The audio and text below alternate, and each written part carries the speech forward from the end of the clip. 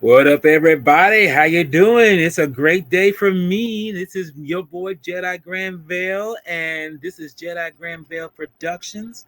And I must say, it's a rainy and stormy day for me, so bear with me if you hear lightning and thunder and all that stuff. But I want you to join me on this little journey on my one segment of mine, which is called Takasasu Corner, which we discuss anything and everything that's dealing with anything Japanese special effects, wise, or anything that is come close to Japanese effects, whether it be Chinese, South Korea, American, and most of the time it's going to be dealing with kaijus also.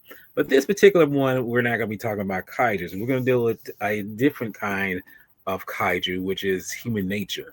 You know, that's a monster in itself. And what we're going to be discussing is, and doing a kind of a comparison or kind of review, or almost in terms of what we're going to be talking about. And that's what we're going to be discussing is wait a minute, hold up. No, that's not it. Hold up. I'm messing up already. Okay, no. What it's, wait a minute, what's going on here? Okay, there we go. Sorry about that. We're going to be talking about the two movies, Bullet Train.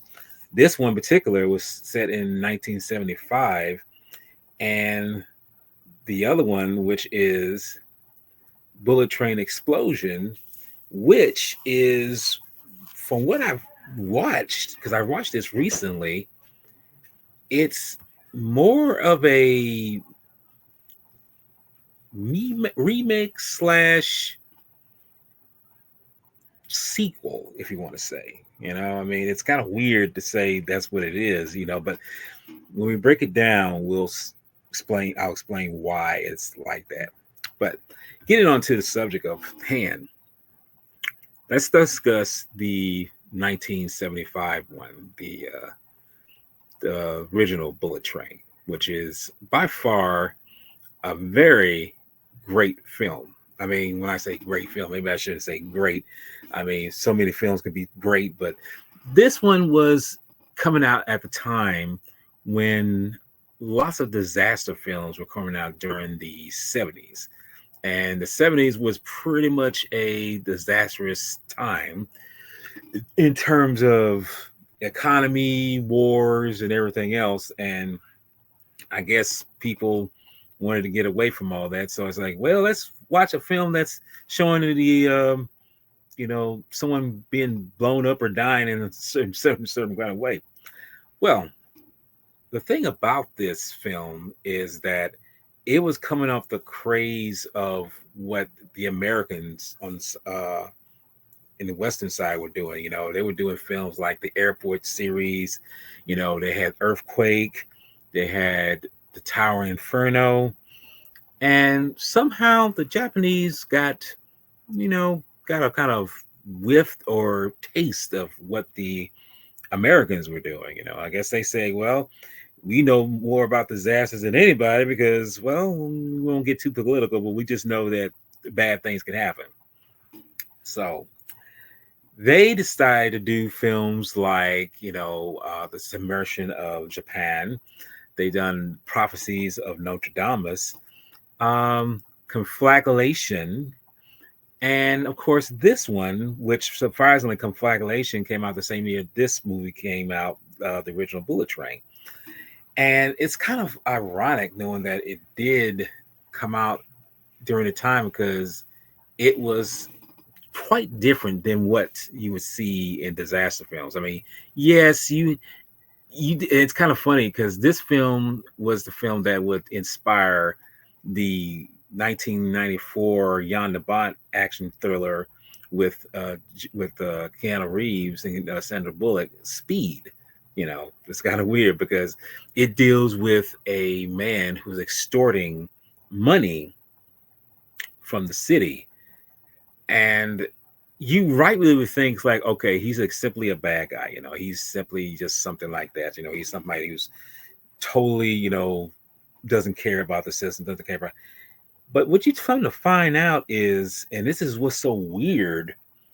The thing about that is, that this film shows that not everything is what it seems. True enough, this person is doing a heinous thing. He's doing something that's incredibly, devious, something terrific, everything. Like with the 94 film Speed, we see that this man is doing, which is played by Dennis Hopper, he's basically extorting money because he felt like, well, I did a good thing for the city, and now I'm getting, now I'm getting my good deeds are getting flown over because I'm in a bad spot. So he's like, I'm going to extort him. So he's fuck it, why not? Well, for this dude, it's might seem like the same premise, but the thing about it is, he has been screwed over by so many people because see, he used to have a business and he was doing quite well, but something financially happened and something went down and it just didn't take, I mean, it just didn't happen that way. And I gotta say, with that, it's kind of, it just amazes me how that happens with some people. And you think like, and he's a good person, he helps people, he's a philanthropist, he's uh his family is pretty obvious, he does what he does. But unfortunately, hard times come up, and certain people that he thought he could rely on turn out to be the most insensitive, just backstabbing, just insufferable individuals. Like this man's wife, you know, he's looking for loans to try to get his business back up. She feels like, oh, we're dead, we're dead. She tries to commit suicide. She tries to kill the whole family. And it's like, wow, you're really not even trying to cope with this, and that shows how strong she really is. This character is. But with that being said, the authorities try to stop this man, try to catch him, and there's certain characters that die and whatnot, So you feel like, okay, this film is unique in itself because it was a disaster film that started, inspired, Western eyes, So and the film, like I say, and this film is like 2 hours and 30 minutes long, over 2 hours and 30 minutes long. Whereas the pre-mentioned, Bullet Train Explosion, it's about say 15 minutes shorter. It's a good amount size. It's a good, running time, and it discusses what. But knowing that it's that amount, I think it cover. It doesn't just stay on the train in terms of, okay, we're just going to stay on the train and this is what we're going to talk about. It goes from certain points to certain points to just storm this bomb and whatever, blah blah blah. And with that, it just it's a hell of a ride, And that's being said, we jump on to from this film to this film, which is 50 years later, discussing the same premise. It's a bullet train. It's a modernized version of it, and it's hella fast. It's hella strong and everything, all that stuff. So you think, okay, what is it about this? What is about this train that's so enduring? What's the story about involving itself to become what it is? And I should say, the person who directed this, I'm not going to try to say his name because I'll mess it up.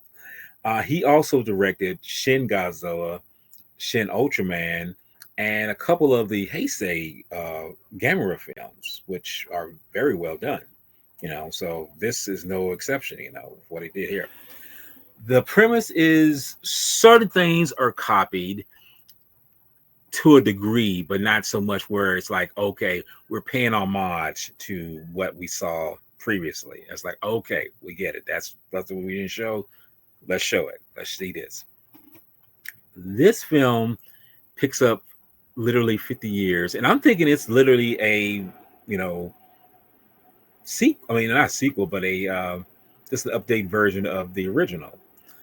Well, in a way it is, and in a way it's not.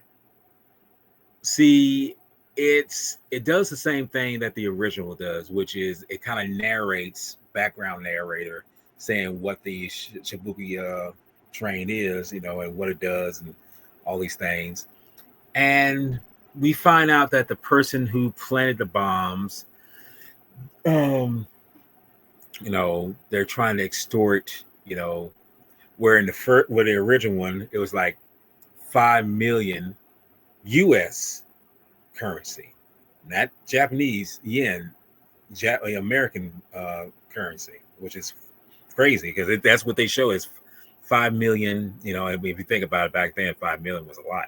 You know, back in the 70s. Here, someone's extorting the government for 100 million, no, 100 billion yen, which is roughly in currency of for Western, it's especially American, it's less than 7 million. It's less than $7 million. Just give you an idea. So do a little math right there. Um, this person is extorting money, but what you come to find out that this person is not doing the extorting just to get over or anything like that. And this is where you come to find out that there's a connection from the first one to this one. The 75 and the 25 have a connection to one another. And that's what's so, it's like, oh, wow, that's a mind blowing thing, you know? So what you discover is that the newer one is connected to it in a way where certain characters that were in the original have inspired this latest person to do what they do. And it's crazy how this, and I should say I'm going to step in spoilers here in a second, you know, because it's daunting like that. It's crazy. What transpires is that a certain character has done the most heinous thing by, you know, extorting money. But what they're doing is not extorting money to, you know, as I say, get over. They're extorting money because they're trying to say, we're trying to make you hear what I'm saying. And the character is basically saying is that no one pays attention to me. No one hears me. No one sees my problem. No one sees my plight. And I'm just like, well, I guess that's one way to, you know, get someone's attention. I mean, why not? I mean, that would make sense. I mean, if you're going to make a big stink, yeah, make sure that you use something. I mean, maybe that's not the best way to get people's attention, but I would have to say that it's effective. It's very effective. All I can tell you. So, where are some of the comparisons between this one and the original? Well, there's a scene where in the original where it's an obvious thing where the speeding train has to clear the tracks of another oncoming train. Try to clear that, and you know, do it where you know they won't crash into, because the basic premise is if you slow down, you're going to explode. Simple premise, you know. And I be truthfully honest with you, I thought Speed had come up with the idea originally, but turns out nope. This was the original Speed, the 1975 version. So there's a scene where they do that, and they do this in the 2025 one. Only difference is that in the original one, nothing collides, but in here, the train actually does clip the other train that's passing by. So that's that, and I think they needed to do that for a bit more realism in a sense. Okay, another scene that kind of warrants a little bit of a comparison and saying homage. In the original, you do have a moment where they trying to find the bomb itself, and they have another train that's coming along that passes them equipment in order to do this, in order to do that thing. So it's like, okay, that makes sense, and they got to get it on there before the track split up, and naturally, it almost does take them out. A certain point where it's going to take them out in a way, but it doesn't happen. And in this newer version, we see that we see that there's a moment where they're passing this equipment in order to, and it's kind of the same situation, but it's different. They're not trying to disarm the bombs. They're going to upload the passengers on another side of another train in order to get them offloaded.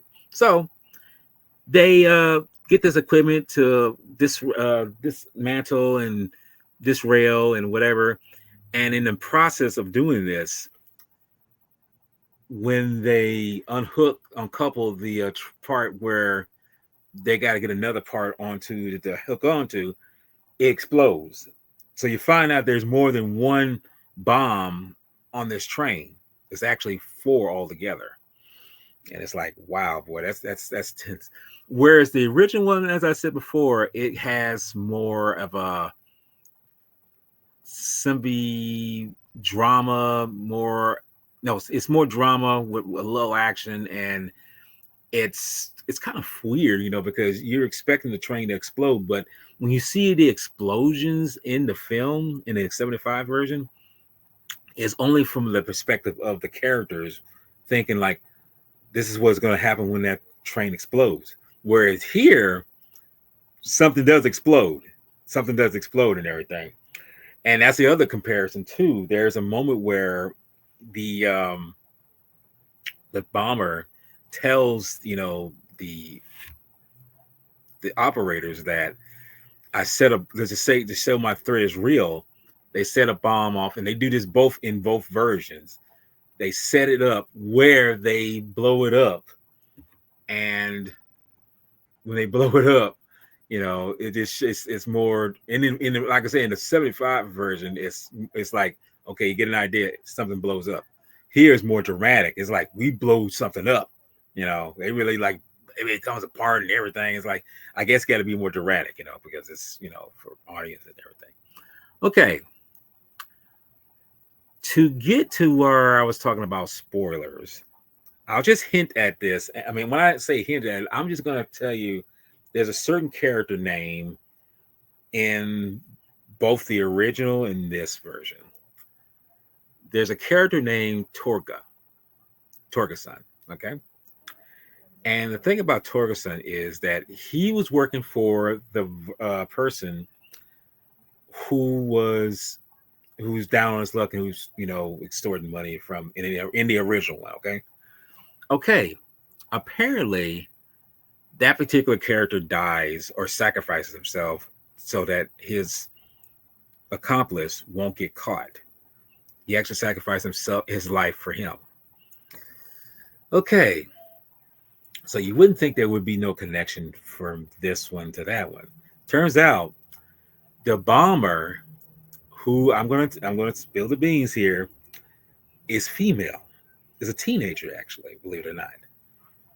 She is actually extorting money, but actually not doing it for the reason that you think it is. She's just doing this because she's actually dying. She's sick.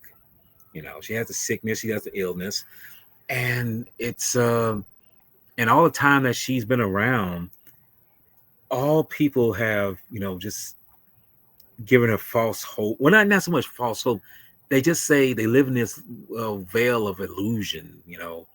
Things that are not honest, they're not true, they're not so common. And it's like wow. I mean, and I guess for a youngster, as a teenager, if you think about it, I know for myself, when you're a teenager, you're screaming.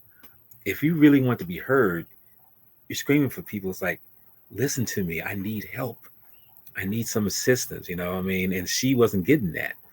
And her father, who was, believe it or not, was one of the cops who witnessed the, sacrifice of Torga in the original one, is the father of this particular girl. And he's been pretty much telling people for years that, oh, I've been the one who, took out this guy. And turns out he didn't do anything. The guy blew himself up in the original. Torga did. And in this moment, this girl calls his father, telling him that you're not as honorable as Torga is. And in a sense, she blows him up, her own father, because she couldn't stand his shit. She couldn't stand him for saying that, lying to her all this time, So getting back to the little spoiler issue, because I'm not going to give too much away. I'm just going to, spat out about what's the connection and everything. She did have a hand in building the bombs and placing them, but turns out Torga had offspring.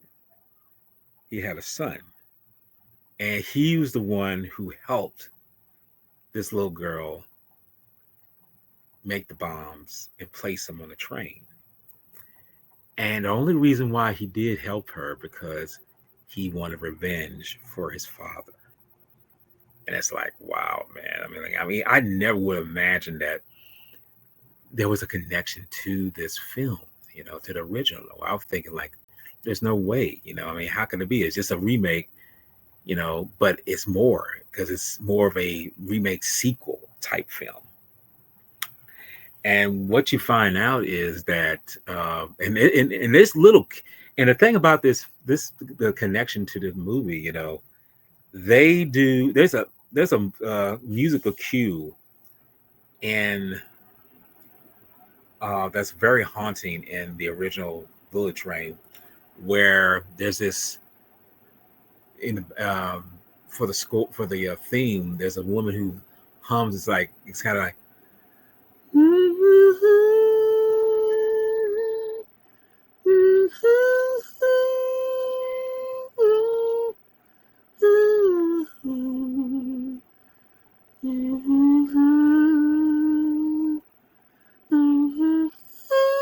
It's such a haunting and just powerful, non-lyrical, tone that you hear from this woman, singing, but they kind of bring it back in this 2025 version, and you hear it, and it's like, oh, there's a connection. You hear this theme in the in the new version. It's like, wow, that's insane. That's incredible. So it just boggles my mind. Because you hear these things, and you realize that both these films have a genuine connection, but at the same time, they're different in their own way. And it's really refreshing to see that, how they do the film and how certain characters interact with one another. And it's just amazing film. I'll just say that, just like both of them are. And to top it off, both of them end in a way that you wouldn't think they would end. Where the original one, the train doesn't ever blow up. It actually gets stopped, and people are so exhausted, they're celebrating, but the conductor who's driving it is like, it's like he's exhausted from the exertion, that mental exertion. Where here, the train does blow up, it blows up. People, there's some people who die, but it's more for, effect, because that shows how serious the situation was. So that is how it is. And like I say, the films, in comparison, I'm not going to do too much comparing to what's I'll just say that one is unique where the other one is just as unique, but it's on a different tone. And the director, I gotta give him credit for this new version, it's hyperactive in terms of what it does, and there's a lot. It's like I say, this movie has a lot more. The 2025 has a lot more explosions. Like, give you an example. I mean, this moment right here. There's a moment where I told you that the um, the girl blows her father up. This is a miniature setup of that house blowing up, and my God, they blew it up like real good. I mean, like it's a big old explosion. I'm just like, and I love explosions. I just love them. I just have to say, I just do. And right here is another moment here where you see the crew setting up the bullet train miniature for a sequence where it uncouples and does blow up, but it rescues the people who are on board. It's crazy. And one more is where when the particular area where the passenger is still on board, this water jug sequence, cascades from, and it buffers them from not, dying. So it's crazy.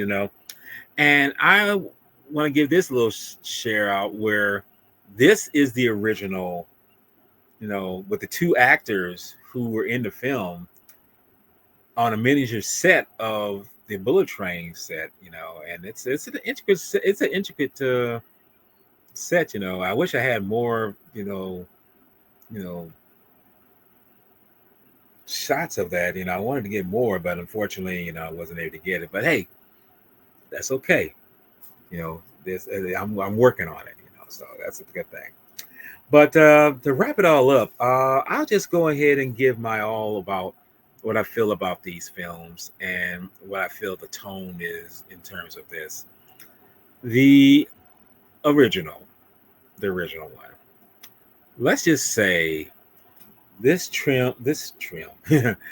film is by far definitely lives up to the disaster films of the time during the 70s. Because the 70s was a very, weird time. I mean, that was my time when I came into the world, and and I was exposed to all these things. But it was a very different time, and to say that it's a classic, it is. It's 50 years old. It turns 50 this year. And that shows you how long it's been in circulation for so long. So if I was give it a rating, I would say I would literally give it a 9.5. I feel it's that good. I mean, I just do. I mean, because I've watched it multiple times, and it's, even though it's a long picture, it still holds up pretty well. Now for the bullet train explosion, um, I will say it is not as high because I can tell that it's leaning off the original one. But I will say that it is unique in what it does, because it does give a lot of emotions involved in the film. I mean, it does do well in what it does in terms of, how people react and why some people do what they do and such and such. It's very, it's just incredible. Some films, you want it to work out that way, but sometimes it doesn't do that way. And that's how it comes to be. But to compare to one another, I will, and it's easy to say, the original one is always going to be better than this one. But this one, the 2025, still holds up, and I feel it's worth the watch. And the score on that, I would say, would be a good, I'll give it an 8. I'll give it an 8. I mean, some people may go lower, some may go higher. I'll give it an 8. I think it's a really well put together film. That's a good. It lives up to the disaster films of the day or the yesteryears. And I think it works. Yeah. But with that being said, let me close out by what I got going on future wise. I will be attending my friend, my brother, Kevin Lambert's The X from Outer Space tomorrow evening or tomorrow afternoon, which we're going to discuss The X from Outer Space, a 1967 film, which is another classic. And for me, I got something coming up, I think, on Yuban and GJ Anubis is talking about Phantom Menace, the Star Wars, the prequel Star Wars film. I'm thinking that's that this month. This is it. This not this. It's this month, but is it this coming up Sunday? I can't remember. I'll have to look it up. But other for me, I will have something coming up next Saturday, which I will be doing a live unboxing. I got a couple of things in. I'm waiting on one more thing, and I'm gonna open them all up at the same time so you can watch, enjoy live me doing this. And a couple of more things, I won't tell too much, is I got something going on for Event Horizon on my boy Sci-Fi Centuries channel. And for me, that's pretty much a wrap. I mean, there's some other things coming up that I got going on this month, but I'll wait till in reserve to tell you when it comes up and everything. So I guess that'll be it for now. And I've done my talking about the film. I recommend, the Bullet Train Explosion. Check it out. And if you haven't seen the original Bullet Train, check it out. If you got the ways of finding it on Blu-ray, I recommend it be on Blu-ray. If it's on DVD, so be it. That's fine. But with that being said, as I always close out, I can say it on here. Take care, y'all take care, y'all be patient, and always keep the Takasasu, legacy alive. See you now.